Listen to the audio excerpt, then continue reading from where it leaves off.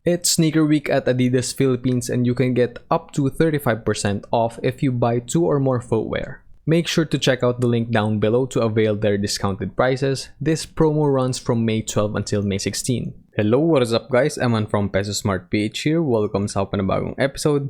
Shout out to all the podcast listeners as well. I appreciate you all. Today we are going to discuss ACEN Energy Corporation. A quick disclaimer lang before we get started. I am not a financial advisor. I make these videos for educational purposes only. Lagi niyong tatandaan, do your own research and practice due diligence before buying any investment instrument. I'm here as a guide and treat my content as a resource lang, no? As part of your research. And syempre, one favor lang, smash naman yung like button for the YouTube algorithm and subscribe na rin kayo sa channel ko if nagustuhan niyo yung content ko. Right, let's get started. Background muna tayo ni ACEN Energy Corporation.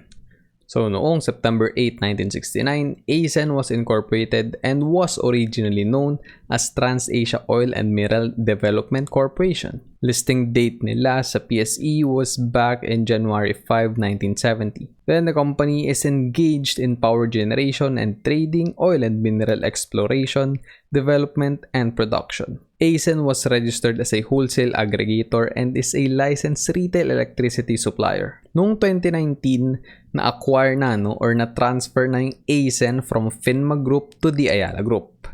Then on January 5, 2021, the company name was changed to its present one. Then currently, ACEN has approximately 1,000 megawatts of attributable capacity in the Philippines, so sa electricity yan. With the infusion of ACEN Energy International, about 1,400 megawatts of attributable capacity will be added to this. Then yung aspiration ng ACEN is to be the largest listed renewables platform in Southeast Asia with the goal of reaching 5 gigawatts of renewables capacity by 2025. Then ito naman yung mga subsidiaries ng ACEN. Also, these are the companies na meron silang stake. So kung gusto niyo i-check out lahat ng companies, nakalist yan sa description sa baba. And now, moving on to the leadership of the company. So unahin natin yung chairman of the board. I think medyo familiar kayo sa kanya. Si Fernando M. Zobel de Ayala. Or kung hindi kayo familiar dito sa tao na to, like I think very familiar kayo sa apelido na Zobel de Ayala. He's currently 61 years old. He is the president and chief operating officer of Ayala Corporation since April 2006. He's also the director of Ayala Corporation since May 1994. He graduated with BA Liberal Arts at Harvard College back in 1982. Sinubukan kong hanapin yung net worth niya pero yung family lang niya yung meron so hindi ko na na-include dito. And PS, yung kanilang family is billionaires. Next one naman is yung president and CEO ng ACEN Energy. Medyo bata pa siya na. Actually, first time ko lang siya na-encounter itong taong to. So, si John Eric T. Francia. He's currently 48 years old. So, as I've said, batang-bata pa, no? He's currently the managing director and member of the management committee of Ayala Corporation. So, that is since 2009. And currently is also the chairman of Ayala's investment committee since 2021. So, this year lang siya nag-assume nung seat na yon. Then, he graduated with a degree of Humanities and Political Economy from the University of Asia and the Pacific. Also, wala din siyang net worth like available online. So, hindi ko siya na-include dito. So, I have no idea kung magkano yung net worth niya but I'm pretty sure it's in the millions.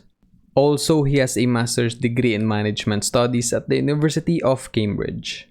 Okay, so dito na tayo sa main part ng ating stock and company review, which is yung numbers. So, this is as of May 12. So, nire-record ko to on May 13. So, holiday ngayon. So, hindi nag-update yung last traded price nila. So, by tomorrow, when I upload this video, pwedeng magbago na yung prices ng ACEN Energy. Yung last traded price niya, kahapon nga, May 12, was 7 pesos and 5 centavos. So, yung open, medyo mataas, 7.30. Yung highest was 7.30 na rin. Then, yung lowest is at 7 pesos per share. So, yung 52-week high niya was 11.28. Yung lowest was 2.03. So, grabe, no? Ang laki na rin nung in-increase ng stock prices nitong ACEN Energy. Then currently, yung market capitalization niya is nasa 146.1 billion pesos. Outstanding shares nasa 19.9 billion shares. Also, there are rumors na papasok na si AC Energy sa PSEI, but more on that later. Yung free float level nila is 19.97%, which is, pretty much healthy na rin.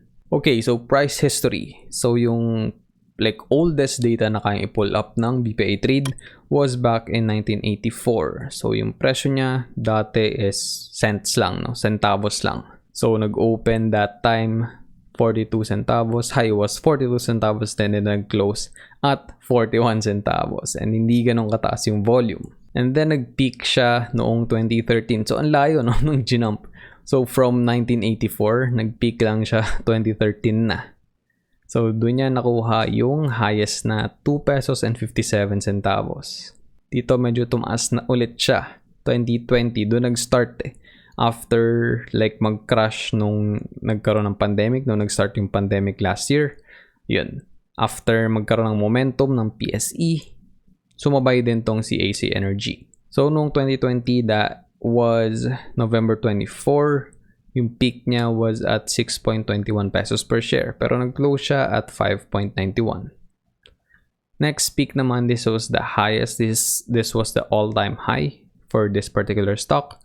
Happened on January 4, 2021. So this year lang, highest was 9.13 pesos per share. So ang laki na, no? Okay guys, so correction muna tayo. So mali yung nasa high, ng BPI Trade. So, I'm really sorry about that. So, nakalagay dito sa data nila. So, this was back in January 5, 2021. So, yung highest point was 10.10 according dito sa charts ng BPI Trade, which is incorrect. Okay, so yung tamang value is nasa PSE Edge, which was 11.28. So, January 5 din yan.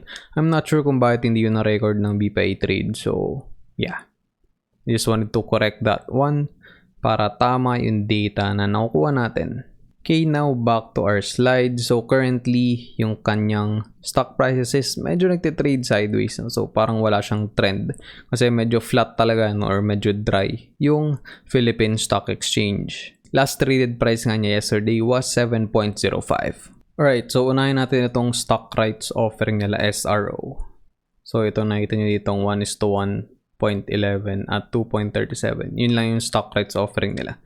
But yeah, hindi siya related masyado sa dividends. So let's discuss yung dividends nila historically. So consistent naman since 2013. Hindi ko na na-capture in 2013. So every year nagbibigay sila ng dividends pero hindi siya masyado lumalaki. So tumaas lang this 2021 kasi medyo maganda yung kinita nila ng 2020. So yung net income nila was in billions. Dati laging millions and minsan losses, and then I think noong 2016 lang sila last kumita ng billions. So yun. And syempre ang malaking factor doon is yung rebranding ng company kasi naging AC Energy na siya. Iba yung pangalan niya before and under siya sa Phinma. So ngayon under na siya ng Ayala, which is mas magandang investor sentiment kasi Ayala is a reputable company and they are a strong conglomerate dito sa Philippines. And then yung kanilang dividend info. So medyo inconsistent, no? So kung nakita nyo dito, meron nung 2019 and noong 2017 na miss na dividends. I'm sorry, I misspoke earlier. Hindi sila consistent magbigay ng dividends. Consecutive years, 2 consecutive years na sila nagbigay ng dividends, 2020 and 2021, and I think maging mas consistent na yun, lalo na ngayon na kumikita sila ng pera. So yung dividend yield is almost non-existent, hindi gano'ng kaganda, and yung dividend payout ratio is hindi rin gano'ng kataas since nagre-reinvest lang sila pabalik sa business para mas lumaki pa yung business. And this is not really a dividend stock. You won't buy this stock just for their dividends. So, hindi siya, parang katulad ng DMC, ng SEC, ng Aboitiz, ng PLDT, ng Meralco, ng Globe. So, this is a growth stock. So, pwede mo siyang compare sa Jollibee, Ayala din, no? So, yung mga ganong companies, growth stock sila. So, yung parang bet po sa kanila kung ba't mo sila bibilin. is meron silang competitive advantage, and then in the future, gaganti yung business, lalaki yung income, lalaki yung company, and tataas yung stock prices. So, capital gains yung habol mo dito sa stock na ito. Then, yung 2020 dividend yield nila was a whopping, well, that is irony or being sarcastic. So, 0.50%. So, na-multiply ko na yan sa 100. So, like 0.005 yan. Kung hindi natin i-convert sa percentage. And then yung 2021 dividend yield nila, tumaas naman kahit papaano, no? So 0.85% na. And then yung 4-year average dividend yield nila was 2.36%. So previously, medyo mas mataas yung yield kasi mas mababa yung stock prices. And then yung 3-year average dividend payout ratio is at 2.53%. Kasi meron silang payout ratio na nagbigay sila ng dividends and then naging negative yung payout ratio because they incurred losses on that particular year. So medyo weird, no? I'm not sure ba't pa sila nagbigay ng dividends.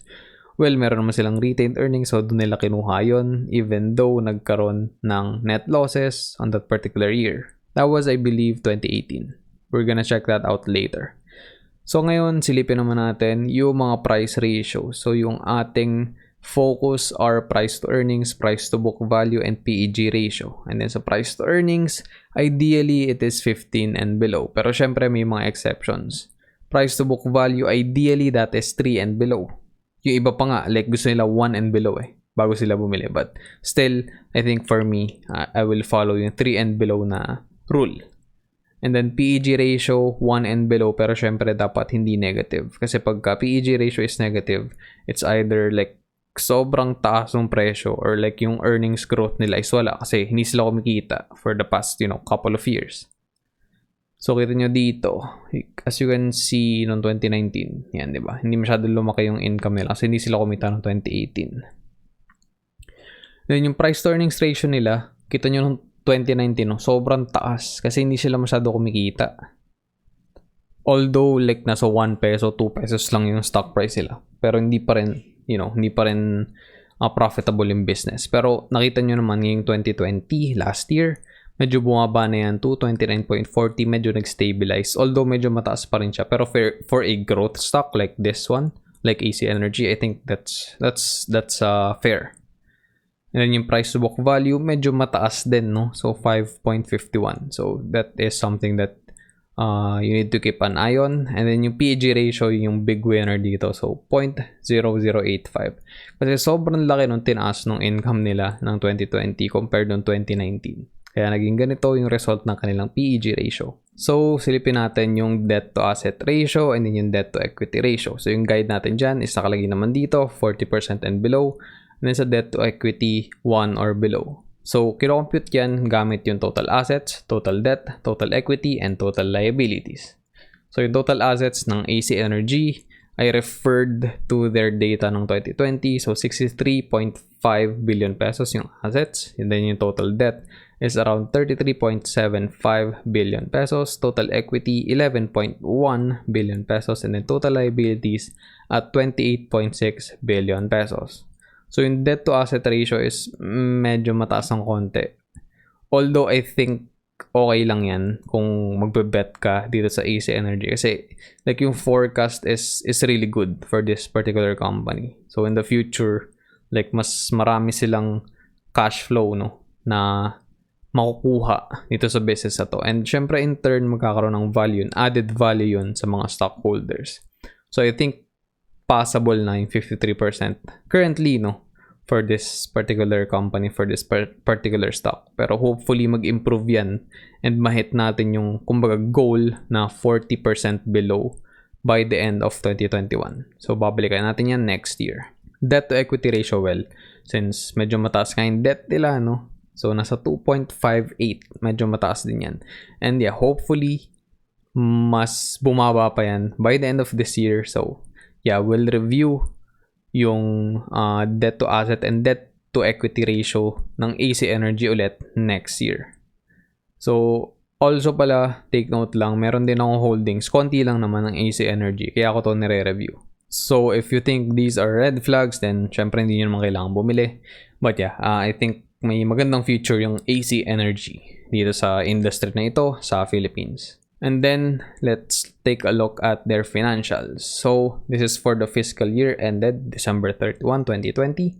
Yung currency is PHP, Philippine Peso. And then, this is in 1,000 pesos. So, mag-add tayo ng 3 zeros or i-multiply natin yung mga figures by 1,000. Okay? Sana gets natin yun. Alright. So, yung retained earnings nila currently is 5.1 billion pesos. So, they have money, no? So, meron sila kumbaga quote-unquote ipon ng business. So, that's good. And then, yung income statement nila for last year. So, yung kanilang income before taxes, 4.3 billion. And solid yung revenue nila, no? So, 20 billion yung revenue. Gross expense, 16 billion. Then, net income nila after taxes, 3.8 billion pesos. So, ang laking increase, di ba? Like, noong 2019, yung revenue nila is 16 billion lang. And then, ang taas ng gross expense, no? So, 16 billion talaga yung kanilang expenses normally every year. Ang naging advantage lang nitong 2020, medyo tumaas yung revenue nila. So, that's pretty good. Nung 2019, yung net income nila after taxes is just around 132.8 million pesos. It's still income, no? But compared to the income na nakuha nila for 2020, that is a big difference. And then, ito yung kanilang historical data ng financial earnings. So, as I've said earlier, di ba, kita nyo naman dito agad. 2018. So, you can see 560.5 million pesos yung losses nila. And then, noong 2016 nga, nagkaroon sila ng net income na 1.4 billion. Then, bumaba at 353 million noong 2017, then losses noong 2018, tapos 2019 nakabawi ng konti, 57.65 million, and then last year solid 3.75 billion pesos. So ang ganda nung like kumbaga future ng AC Energy. So pagka na-sustain nila tong number na to, 3.75 billion, and then hopefully like tumaas pa. Kasi like marami silang projects, so marami silang ginagawa. And maganda yung vision nila. Gusto nilang maging like green energy provider dito sa Philippines. Actually, hindi lang sa Philippines, dito sa Southeast Asia. And then all that good stuff, fixed assets, total assets, andyan yan lahat. And yung kanilang borrowings, ito lang din yung medyo kailangan nilang i-control, right? Pero syempre, hindi ka naman like sobrang mag-grow rapidly if you're not gonna borrow money. But I really hope na sa tamang bagay ito mailaan. Which is I think nasa tamang nasa tamang path naman sila. I still have to read their annual report. I haven't gone through it. But yeah, I like what I'm seeing. Gusto ko lang talaga is, kahit hindi naman siya mag-shrink kasi this is a growth stock nga. And hindi kayang i-scale yung business if like you're not borrowing money. Kasi syempre you need resources. And para makuha mo yung resources na yun, kailangan mo ng pera. Right? Kailangan mo ng capital. So hopefully they go in the right direction para maging successful yung business. And syempre ma-reap ng stockholders, ng shareholders yung benefits in the future. Alright, so ito na. Yung mga percentage changes ng kanilang income. So, 2016 nga, 1.4 billion. Noong 2017, 353 million lang yan. So, kita nyo yung difference, no? 2017 versus 2016, negative 74.73%. Tapos, noong 2018, nag-incur nga sila ng losses. Ang laking losses niyan. So, from 2017 to 2018, yung change was negative 258.44%. So that is a big number. And then nakabawi sila from 2018 to 2019. So that is a 1,072.25% turnaround kasi kumita sila ng 57 million. And then grabe yung jump from 2019 to 2020. That is a 6,400% jump. No? So, grabe. Yung average growth rate nila for the past 5 years is around 246.36%. So, that is pretty good. I like what I'm seeing. Gusto ko yung growth nila and hopefully mag-continue lang to. Even though, syempre, itong number na to, itong 3.75 billion na to. Like, I think maglalaro na lang dyan yung income nila. I think hindi pa sila nakapag-report ng first quarter earnings ng 2021 but yeah, we'll see. Kapag ka nakuha natin yun, then magkakaroon tayo ng magandang idea or like mas clear na forecast for this year. Kung mare-replicate ba nila to, kung may exceed ba nila, or like mag-underperform. But yeah, I like what I'm seeing, magandang historical data, maganda yung recent performance. Alright guys, we're heading towards the end of this episode. Silipin natin yung mga sources for today's video. We have PSC Edge, BPI Trade, yung website ng AC Energy, and 3 photos galing sa Unsplash. Lahat ng mga links is matatagpuan sa description sa baba. And now before we end, we have a quote of the day galing kay Gary Vaynerchuk. Ang sabi niya, band-aids are short-term. Learn to love yourself and you won't need them. So like, interpretation ko dito is like yung mga short-term short-term solutions. 'Di ba? May mga sinasabi nga tayo na parang band-aid solution lang, 'di ba? Kasi 'di ba yung band-aid like parang hindi lang para lang hindi mo ma-scratch or like hindi mo mapansin yung sugat mo. Pero eventually dapat tanggalin mo talaga yung band-aid, rip mo na yung band-aid and hayaan mo nang gumaling yung sugat mo. So parang ganun lang din. Like sa buhay or like sa goals mo, sa investing goals mo, sa career goals mo. So kailangan mong you have to make the hard decisions, you have to make or like do yung hard talks, di ba? Like yung confrontation kapag hindi mo ginagawa yun, you have to do it. And syempre, yeah, you have to focus on yourself. And kung like if you love yourself, hindi mo na kailangan ng mga parang band-aid solutions. Like yes, sasabihin mo, yes, this happened, I'll learn from it, and then I'll move on. Hindi mo na kailangan like gumawa ng excuse or like ng isang solution na wala namang ibe-benefit para sa'yo. I hope that makes sense, but yeah, basically yun yung take ko dito. And of course, kung gusto nyo matuto mag-investing and gusto nyo mag-schedule ng free one-on-one session with me, either 30 minutes or 1 hour, click nyo lang yung link dyan sa baba. May beacons link ako and you can schedule through Calendly. Alright guys, end na natin yung episode here. Sana may natutunan kayo and if umabot kayo at the end of this episode, thank you very much. I appreciate you. Huwag nyong kalimutan i-smash yung like button and subscribe to my channel para wala kayong ma-miss out sa mga uploads ko every Monday and Friday. Sigurado yan. And if you wanna follow me sa socials ko, that is at emanpsph sa lahat yan. TikTok, Twitter, Instagram, Facebook. So yeah, check out nyo na lang.